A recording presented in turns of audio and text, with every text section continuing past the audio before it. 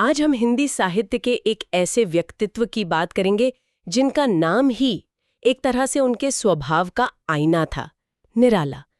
सूर्यकांत त्रिपाठी निराला, एक ऐसा कवि जिनका पूरा जीवन मानो सामाजिक और साहित्यिक मान्यताओं के खिलाफ एक विद्रोह था। और ये विद्रोह मतलब सिर्फ उनकी कविताओं तक सीमित नहीं था, उनके जीवन के हर पहलू में नजर आता है। हमारे पास जो स्रोत हैं वे एक ऐसे इंसान की कहानी बताते हैं जिसने अभाव और अकेलेपन की आग में तपकर अपनी कला को कुंदन बनाया। बिल्कुल। और आज हम सिर्फ उनके जीवन की त्रासदियों को गिनेंगे नहीं, हम ये समझने की कोशिश करेंगे कि निराला ने अपने सबसे निजी, सबसे अकेले कर देने वाले दुख को पूरी इंसानियत के दर्द की आवाज कैसे बना दिया। हाँ। ये एक व्यक्तिगत शोक गीत से एक दार्शनिक रचना तक का सफर है। यही उनकी कला का असली कमाल है। तो चलिए इस विद्रोही कवि के जीवन और उनकी कला की परतों को खोलते हैं और देखते हैं कि कैसे उन्होंने अपने संघर्ष को एक अमर शक्ति में बदल दिया। स्रोतों में निराला के जन्म को लेकर एक दिलचस्प बात सामने आती है। उनका जन्म तो 1898 में बंगाल के मेदिनीपुर में हुआ, लेकिन उनकी जड़ें उत्तर प्रदेश में थी, उन्नाव में। बिल्कुल, उन्नाव के गढ़कोला गांव में। तो ये जो एक तरह का विस्थापन है, ये उनके जीवन की एक बड़ी थीम लगता है ना। हाँ, और ये बचपन से ही शुरू हो गया था। उनका बचपन का नाम भी सूर्य कुमार था, सूर्यकांत नहीं।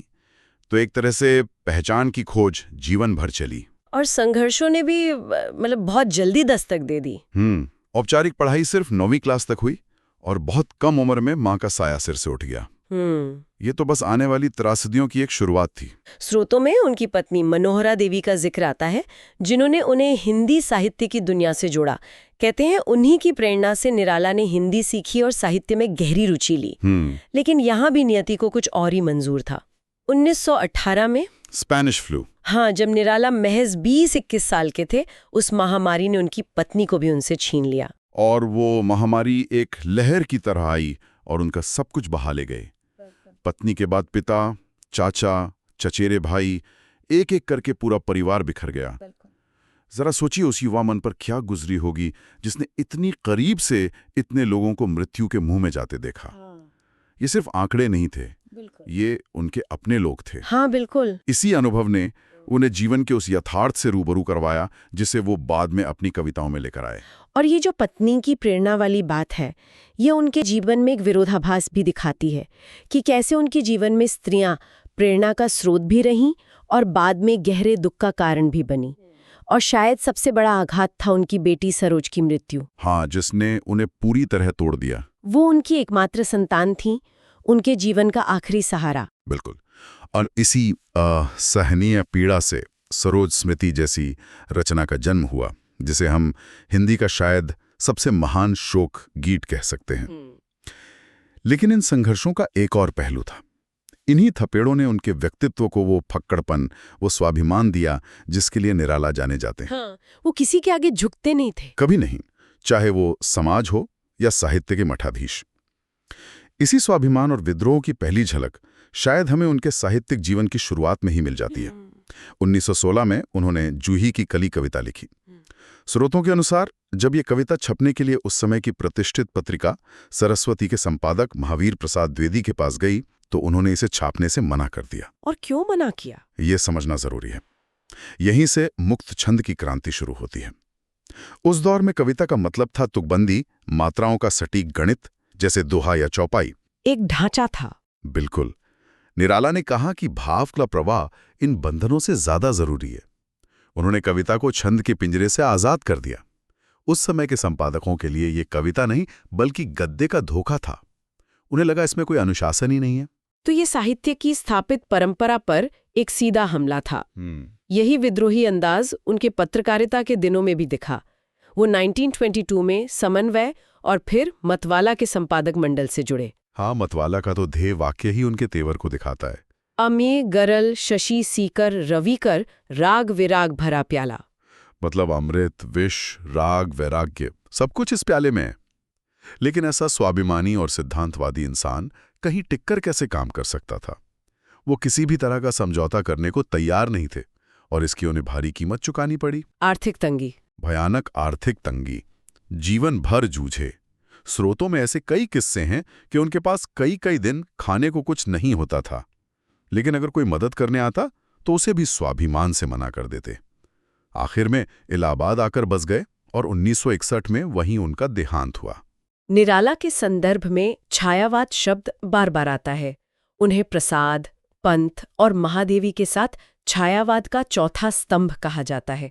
जो लोग इस शब्द से परिचित नहीं हैं, उनके लिए क्या हम इसे सरल शब्दों में समझा सकते हैं? इसका मतलब क्या था?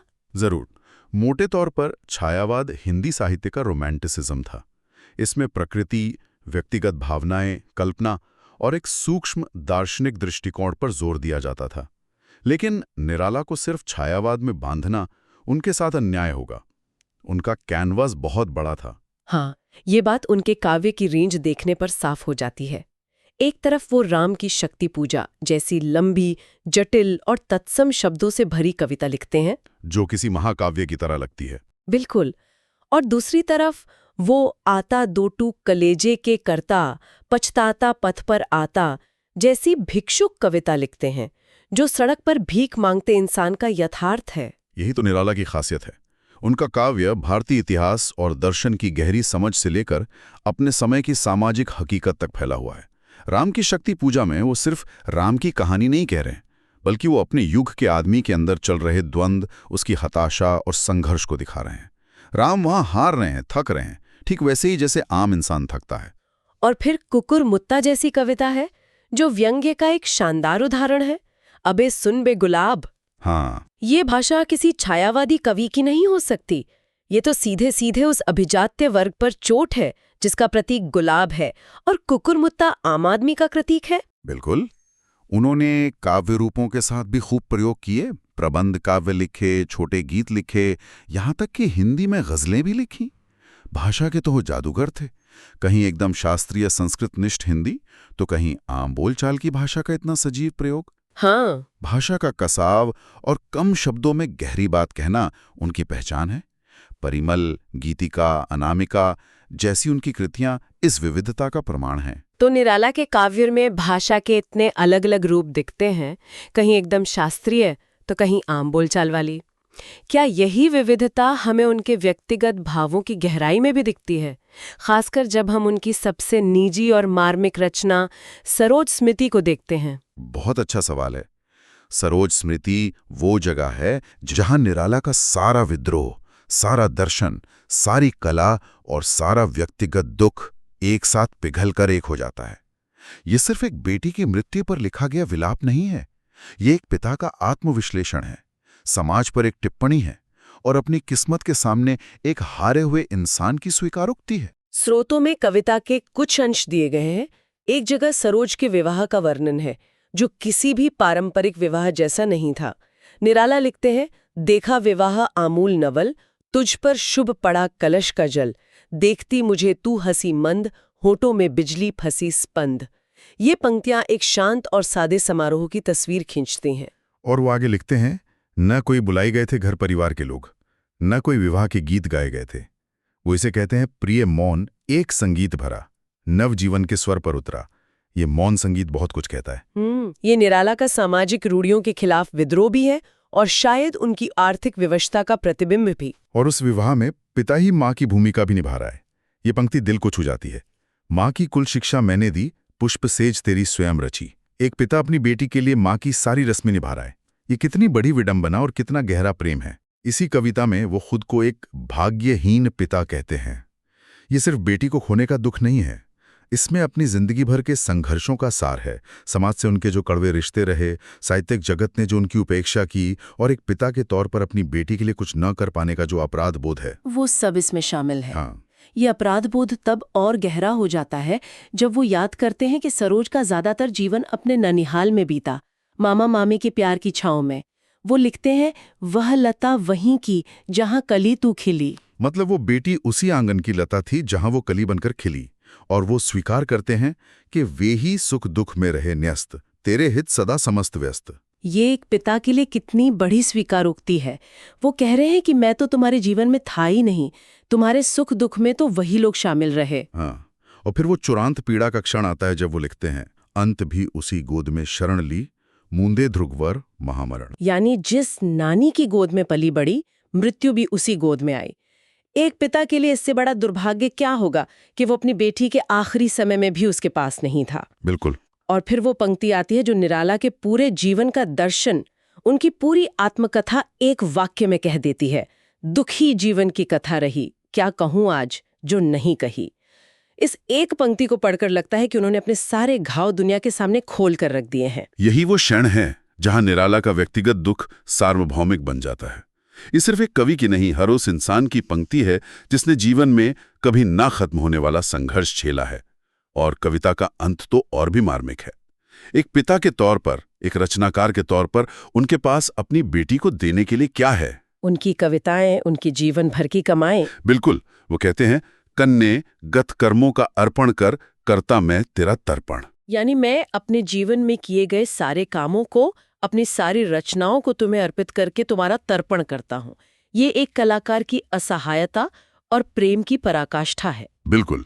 उन्होंने अपने सबसे कीमती खजाने, अपनी कला को ही अपनी बेटी की श्रद्धांजलि बना दिया, और ऐसा करके उन्होंने अपने दुख को अमर कर दिया। तो निराला सिर्फ एक कवि नहीं थे, वो एक विद्रोही थे, एक पिता थे, एक ऐसे इंसान थे जिन्होंने जीवन के हर जख्म को अपनी कला की स्याही बनाया।